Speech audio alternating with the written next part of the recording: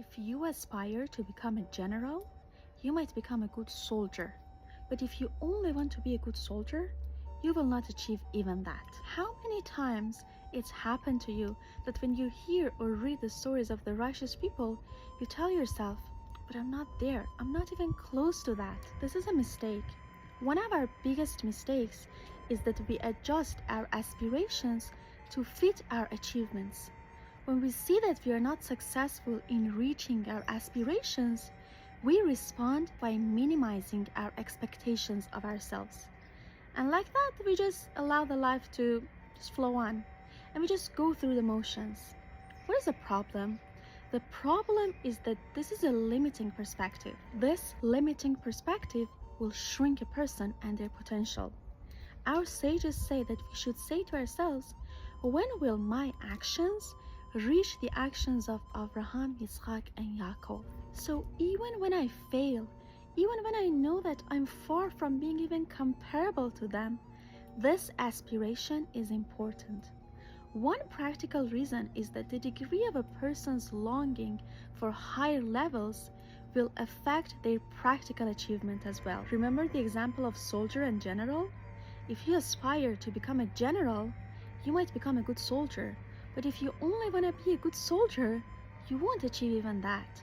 But there's more to it. This desire, this aspiration to grow in and of itself is a type of Avodat Hashem, or service of God. It is not just something related to my Avodat Hashem. It is in and of itself a mitzvah. We have two different areas, two different mitzvot. The first one is called Kabbalat Ol Malchut Shamayim, accepting the kingdom of heaven. And the second one is Kabbalat Ol Mitzvot, accepting the mitzvot. The first mitzvah, Kabbalat Ol Malchut Shamayim, is to implant proper emunah in our hearts day and night, is to constantly remind ourselves of the foundations of our faith. It is to realize who we are and what our relationship is with Hashem, to realize that I am the child of the King. But to recognize that I am the child of the King, first I must recognize that Hashem is the one and only King who's running the world. But why knowing this distinction between Kabbalat Ol Malchut Shamayim and Kabbalat Ol Mitzvot is so important?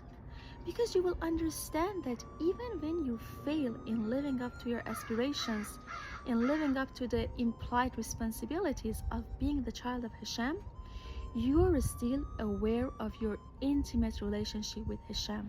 You will try your best, but you won't feel sad if you see that you're failing in some of the mitzvot. And why it's important not to feel sad? Because it's counterproductive.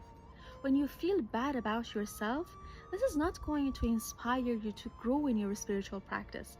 It will only push you more and more downhill. Harav Shimshon David Pinkas used to say that after 120 years, when we will go to the heavenly court, we might be acquitted by claiming that the deteriorated spiritual state of our times made it very difficult for us to withstand our tests.